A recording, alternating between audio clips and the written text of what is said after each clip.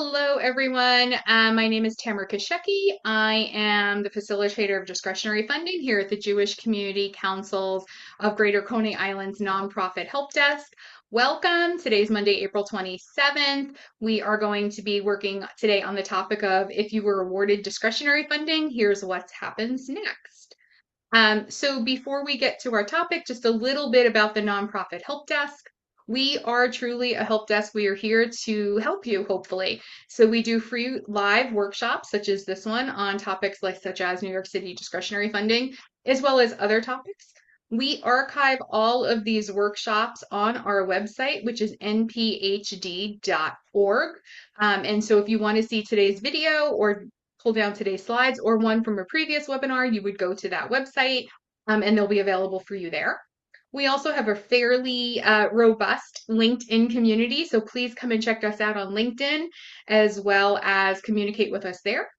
And additionally, we offer free expert support. So if you're really stuck and our websites, or rather our webinars did not address your questions, you can reach out on our website, fill out a form, and be paired up with an expert in the needs that you have and ask any questions you might have of them one-on-one. So this is a sampling of some of our webinars. We are running this spring series on discretionary funding. So there is a list of on our website, you'll be able to see all the upcoming discretionary webinars. We'll be partnering with the Mayor's Office of Nonprofit Services, the Mayor's Office of Contract Services, as well as the Department of Youth and Community Development. And just so you know, like I mentioned, we don't only do discretionary funding and webinars, we do provide support and workshops on fundraising, promotion, legal, financial, leadership, etc. So if you're a small grassroots nonprofit, we are here to help you. Today, our workshop is going to be co-sponsored by Councilmember Susan Zhang, and I believe we have someone from her office here to say welcome. Good afternoon, everybody. I just want to say this is our third year doing this, and the nonprofit help desk is a very important source for everybody and for us. Okay, so I just want everybody to know to listen to them, and they will help you out. Thank you very much. Thank you so much. We're really excited that you're here with us today, and we thank the council member for her ongoing partnership and support. Today, we're also being co-hosted by Councilmember Harvey Steen, Councilmember Ty Hankerson, Councilmember Lincoln Ressler, and I believe we have somebody from Councilmember Ressler's office here. Hi, I'm Sophie. I'm the budget director for Councilmember Ressler's office. We know that the discretionary process can be a lot of work, so we're definitely happy that there are opportunities like this to go through it and get all your questions answered. And thank you to the nonprofit help desk and the Jewish Community Council of Coney Island for organizing this. I'll put my contact info in the chat, so feel free to reach out to me if you have any questions specifically for our office or if there's anything we can do to be helpful. Thanks, Sophie. Really appreciate you as well as Councilmember Ressler. And we're also being spotlighted. We're also being co-hosted today by Councilmember Sandy Nurse, and I see that someone from their office is also here today. Hi, everyone. This is Fran from Councilmember Sandy Nurse. I am the Deputy Chief of Staff and Budget Director for the member, and I have put my contact in the chat. Our office is always happy to help answer questions and redirect you to groups like the Nonprofit Help Desk, who have been a great partner to us. Thanks so much for coming, Fran. It's always good to see you here, and we appreciate your partnership. So, and we're also co-hosted by Councilmember Aviles in District 38. Here at the Nonprofit Help Desk, our programming as well is sponsored by City Council Discretionary Funding. So we'd like to take a moment just to say thank you to the council members who support us or have supported us, including Councilmember Farrah Lewis, Ina Verikov, Susan Zhang, former Speaker Adams, and former Councilmember Justin Brannon. So today we're going to talk about if you've been awarded discretionary funding and what are your next steps. Just to recap a little bit of housekeeping, I will stop and ask questions periodically throughout the Zoom. At that point, I'll take the spotlight off myself, and this is being recorded. So if you don't want your image or your face to be seen on the recording, please feel free to go ahead and turn your camera off. You're welcome to place questions in the chat or to send them directly to either myself or the Nonprofit Help Desk Zoom account. And then you're also welcome. We'll have times for you to ask that question live. So just talking a little bit about what is New York City Council discretionary expense funding, we're going to focus in on today. So every year, council members allocate a set amount of discretionary funds to nonprofit organizations in New York City and in their district to fill local needs and gaps in city services. This is considered a critical tool to help meet the needs of our communities throughout New York City. And expense discretionary allocations are only given to eligible nonprofit organizations.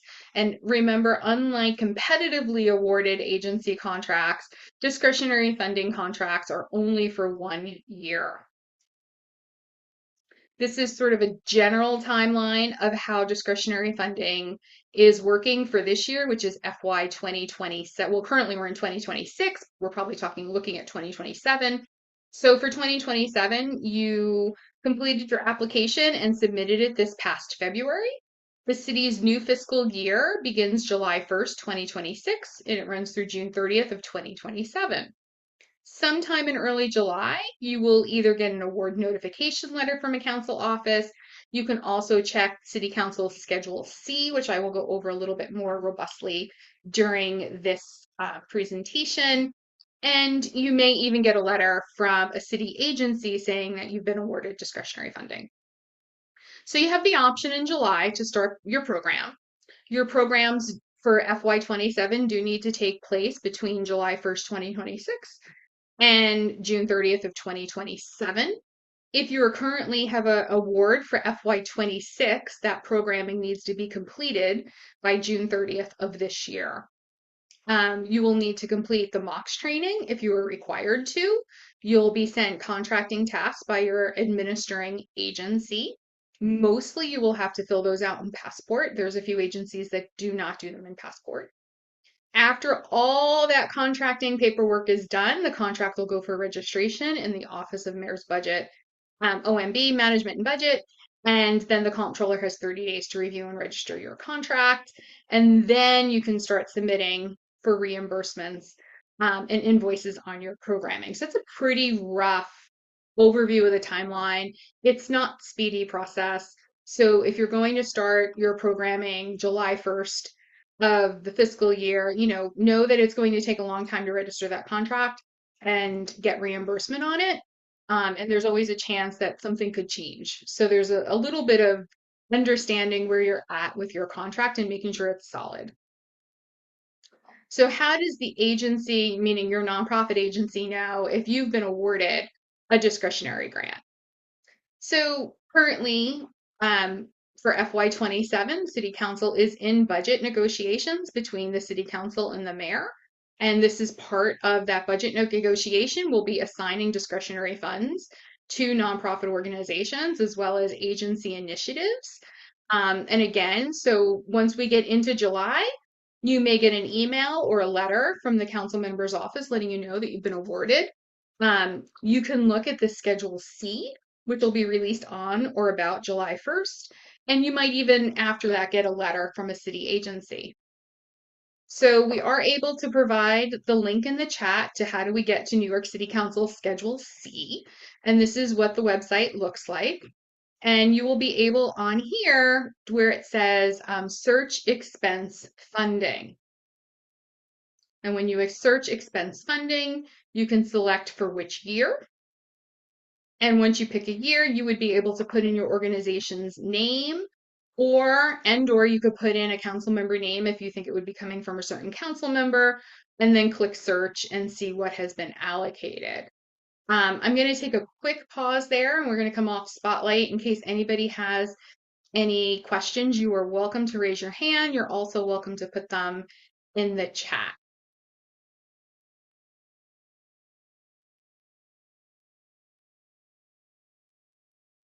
Okay, cool. So we'll keep going then. So once you've checked Schedule C, you'll know whether or not you're on there. And this is the basic timeline, again, of what's happening. So you applied in February. You're going to go through in the contracting process. City Council is going to clear that award. That will happen before July 1st if you're selected. You'll have to complete any procedural requirements, which we'll go into in depth. You'll have to complete your contract tasks in Passport. Then your contract gets registered. And then you start working on invoicing and contract management. So the first part is City Council award clearance. So City Council is going to vet your organization pre-award to assess integrity, compliance, and service delivery. This is where they're going to make sure that your nonprofit 501c3 status is current, that you are up to date on all of your filings, city and state and federal, that there's no outstanding issues of any kind. So they're going to look that up ahead of time. Once you've been told, or even if you're questioning whether or not you've received an award, you can check, and sorry, there's a typo there. It should just be MOX with a capital S, not a small s and an equal sign. You will check the MOX discretionary award tracker, and we can drop that link in the chat for you as well. And from the MOX discretionary award tracker, you'll be able to see what status that you are at. So this is what the discretionary award tracker looks like. And then you would be able to search it by your organization's name or by your organization's EIN number. And one of these following things will come up. So if your award has been cleared and it's been moved to the contracting agency, which could be, say, for example, Department of Youth and Community Development, which is also known as DYCD. Once it's gone through that and you see it's cleared, that's great. That means you can start talking to your city council, not city council, I'm sorry, city agency about your paperwork. If you don't see that, you might see, hey, you need to create a Passport account. So if you don't already have a Passport account, you would need to create one. Through Passport, you would submit your pre-qualification application, and there are two different kinds. So if you don't know how to do your MOX pre-qualification application, please come back and see us when we have MOX coming here in a couple of weeks to join us on a webinar, and they will talk you through both the HHS accelerated pre-qualification and the discretionary pre-qualification. So you need to have one of your qualifications for discretionary awards to be approved, and that's done by MOX, the Mayor's Office of Contract Services. It may tell you on the discretionary tracker that you need to complete the capacity building training. So any grant, a nonprofit organization that receives $750,000 or more are exempt. It's just the opposite of what you think. If you receive less than $750,000 in cumulative discretionary funding in a fiscal year, you are required to complete the capacity building training. And that is mandatory if you have, again, less than $750,000 in cumulative discretionary funding awards. We can drop the link in the chat for this mox.makeshrims.com, and there is the code that will allow you to take this mandatory capacity building training. Keep in mind that the capacity building training travels with the person who took it. So make sure that somebody in your organization, it should be executive staff or perhaps even a board member, is the person completing this, and that they're going to be staying with your organization for, a little bit. And just that's what it would look like. So you'll get to the MOX site, you would hit register or click on register, and that would take you to logging in for this mandatory capacity building training. So the other things when we're looking at the MOX discretionary tracker that you may see is pending city council clearance. So remember, one of those pre-award steps is having city council vet you, and maybe that hasn't happened yet. If that has not happened yet, or for some reason you're not approved, you are able to email discretionary@council.nyc.gov. Again, that's discretionary@council.nyc.gov.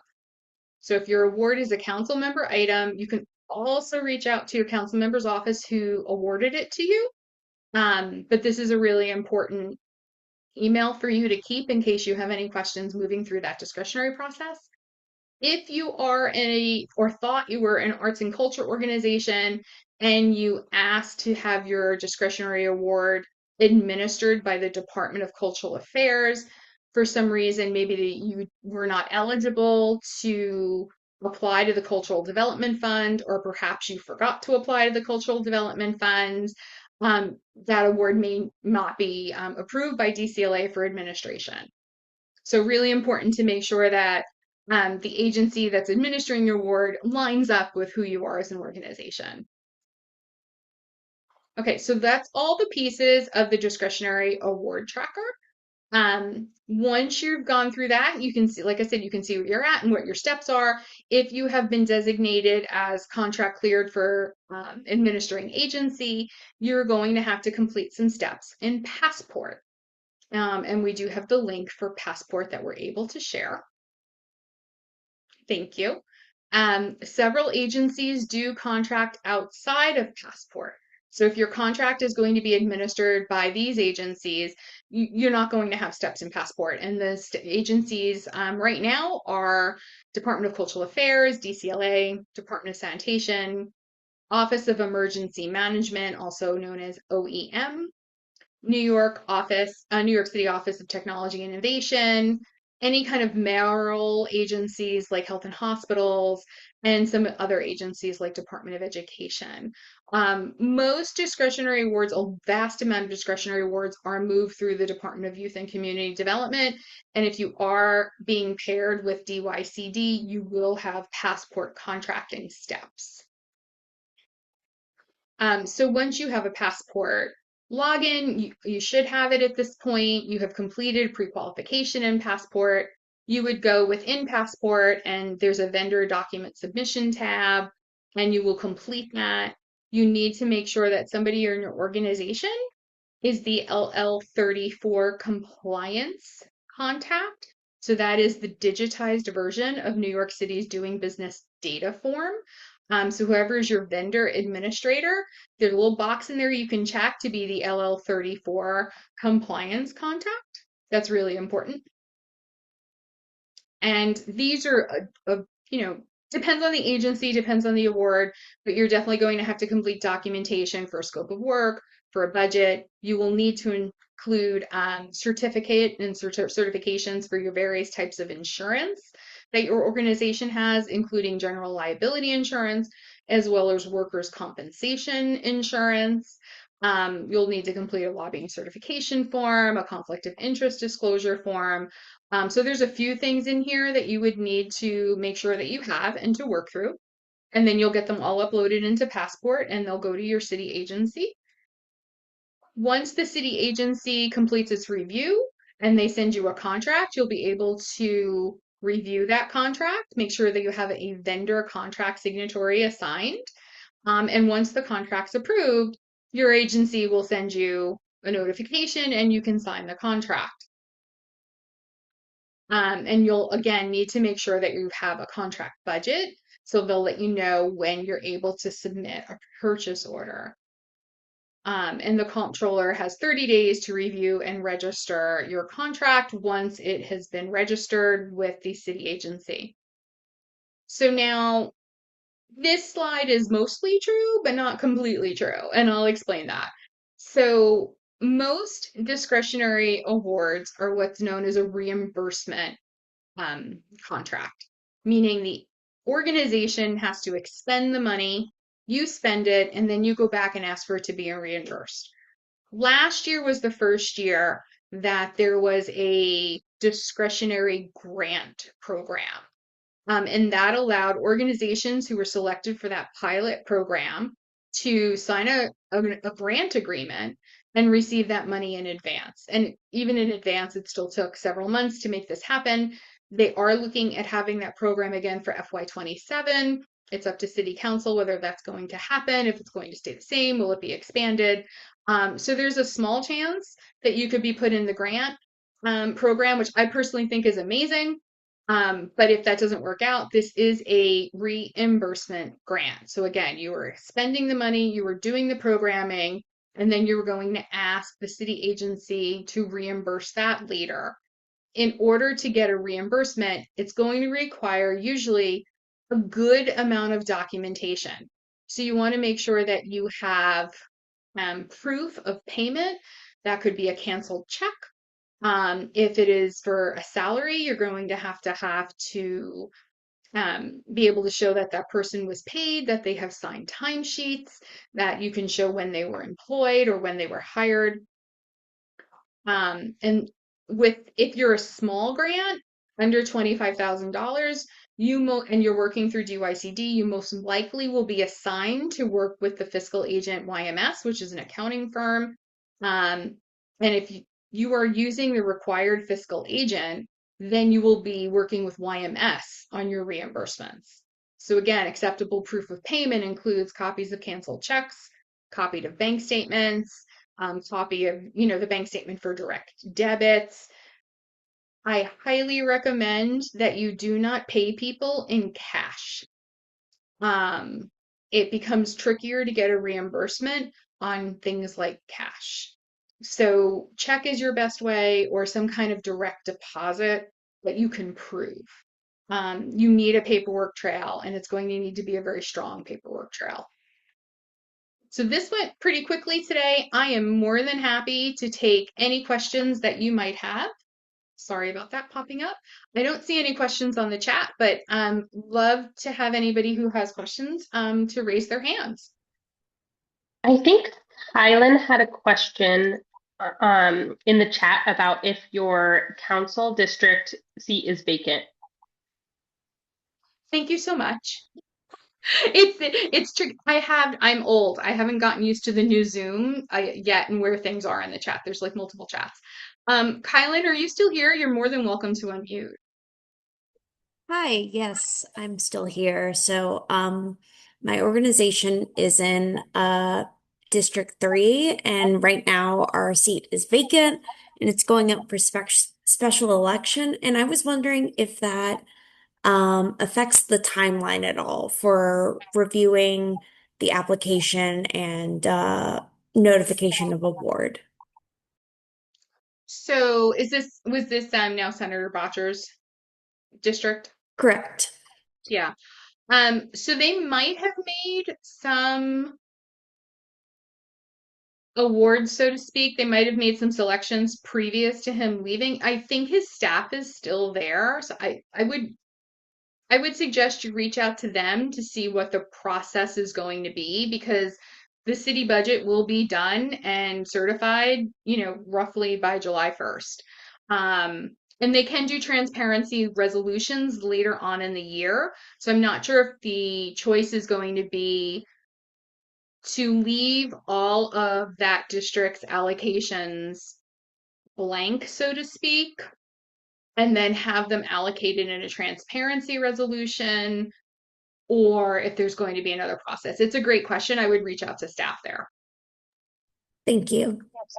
Of course. I wish I could give you a little more. There's a few ways that might be handled. Chosen Family Law Center, you're more than welcome to unmute if you'd like. Sure, I can just read my question. I'm asking if you could speak more about the grant program, how it's decided, and who's eligible, and how we could be considered. Absolutely. So this current year, FY26, was the first year that this was put together. So it's still considered a pilot program. And there was a limited amount of organizations that were selected based on they were first-time discretionary recipients, or new discretionary recipients hadn't gotten a discretionary award in a couple of years. And the award had to be under a certain amount, which I believe was $25,000. And this was the first year it's happened. So there wasn't a way to apply for it. It was sort of like you were chosen. And it was only being done, I believe, at DYCD. I have heard from the rumor mill in city government that they're looking to expand it this year, if it does exist again for FY27, to be able to have up to something like 800 nonprofits participate in it, to have it be broader than just DYCD. And what it did was enable organizations who were giving discretionary awards, because most discretionary awards are in the $5,000 to $10,000 range, especially for the smaller organizations. It allowed them to fill out their grant paperwork, receive that payment, during the year while you were still providing programming, and then you'll complete a final report on it later. So if this is something you're really interested in, I would, and you're interested in maybe doing a little advocacy, you could always reach out to your council member's office and let them know that you think this was a program that would be really beneficial, or the speaker's office. But there was no way to apply. Um, Miriam, I see you have your hand raised. You're welcome to unmute. Thank you so much for giving me a chance to speak. I was just wondering if I'm gonna get the slides in the recording, as I wanted to see it like up to my pace, so I could just look into these. Of course. So the slides as well as the recording will be available on our website at mphd.org. Usually it takes a couple of days because we wait for Zoom to process the video, and then it'll be available there. Okay, thank you. Of course. S. Jean, you are more than welcome to unmute.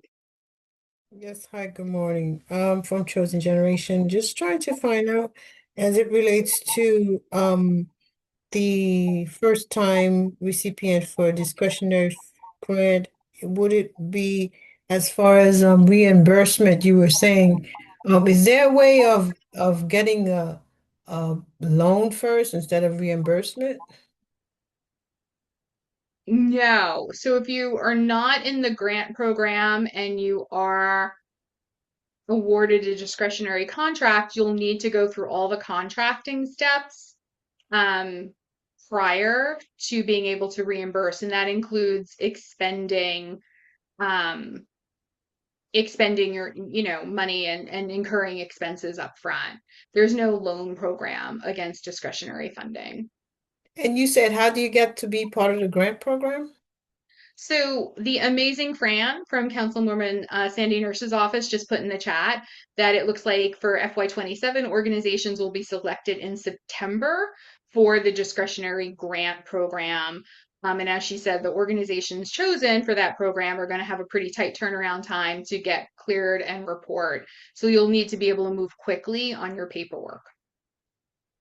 So question, how do you apply for this? You don't. There was no application last year. You can certainly reach out to the council members that you've applied for discretionary funding and let them know that you would be interested in being part of that program. Oh, being part of the grant program, right? Yeah.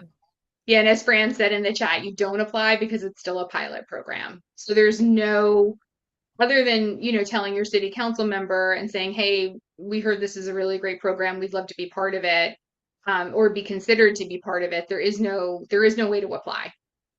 Got it. Thank you. Of course. We went very quickly today, but I'm more than happy to take more questions.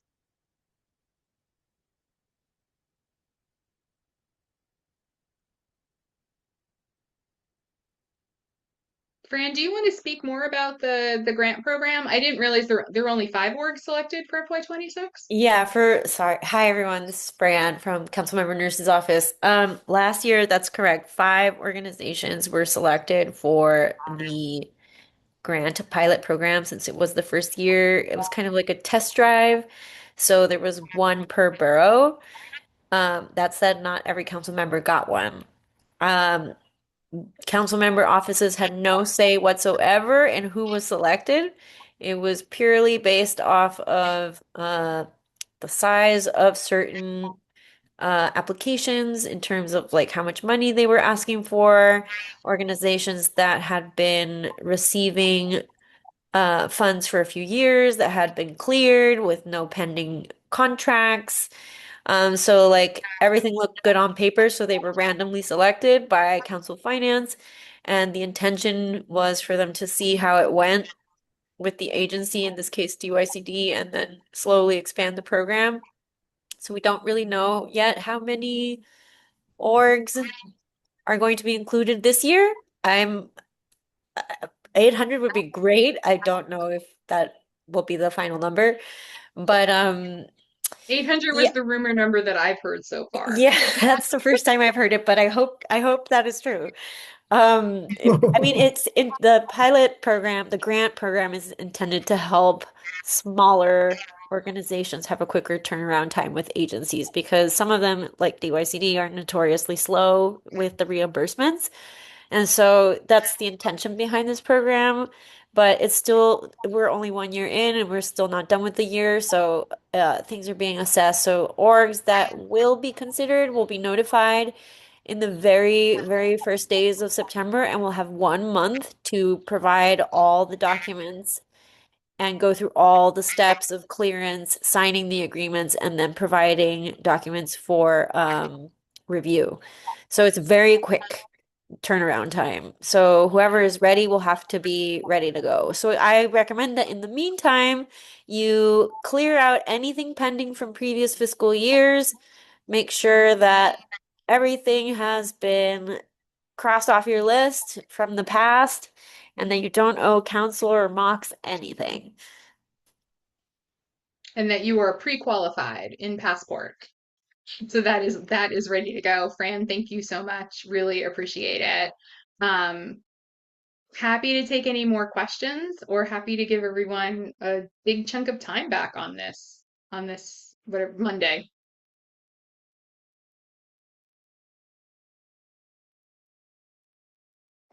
So I'm Tamara Kasheki. We would love, love, love if you could take our survey here about today's webinar.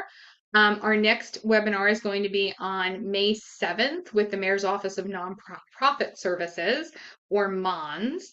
So love for you to sign up. We are doing a series this spring with a variety of city agencies who will come on and be able to answer a lot of questions about the contracting process, about Passport, resources that are available to you in this discretionary process. So thank you for joining us Excuse today me, as we sorry, I don't know if you could hear me. absolutely I was trying to say something. I thought you sure. guys were listening. Sorry about that. Real quick, I just wanted to know about the JCP in the beginning you mentioned, but I didn't get a phone number or contact information that we could call because we could use some help. So if you go to nphd.org, which is the Greater Jewish, I'm sorry, it's the Jewish Community Council of Greater Coney Island Nonprofit Help Desk. So if you go to nphd.org and you click on expert help, expert support, you would fill out a form and we would be able to pair you with somebody that way. Got it. Thank you. You're welcome. And Mother Marilyn, which ironically my mother's name was Marilyn, you're welcome to unmute, and maybe I can answer your question a little bit. Hi, Hi, how are you? I am good. Someone gave me the invitation, but what I'm saying, I'm listening and it's like, I would like to have a nonprofit, but I don't even know where to start. So I'm like, am I in the right place? Is this for people who already has nonprofits? See what Right. I'm So saying? this webinar is for nonprofits who are already established as a 501c3 Okay. with the IRS, and then is working on either an application or in this place contract with New York City Council for Discretionary Funding. I would suggest, though, for your question, to definitely go to our website at nphd.org and you could request help from an expert there on getting set up. Thank you so much. You're very welcome. Do we have any other questions? Okay, well, hopefully you can fill out the survey. Would love for you to do that. I'm Tamara Kasheki. Love to meet you on LinkedIn. Feel free to reach out. And hopefully we will see you on the May 7th webinar with the Mayor's Office of Nonprofit Services. Thanks so much, everyone. Have a great Monday. You too. Bye-bye.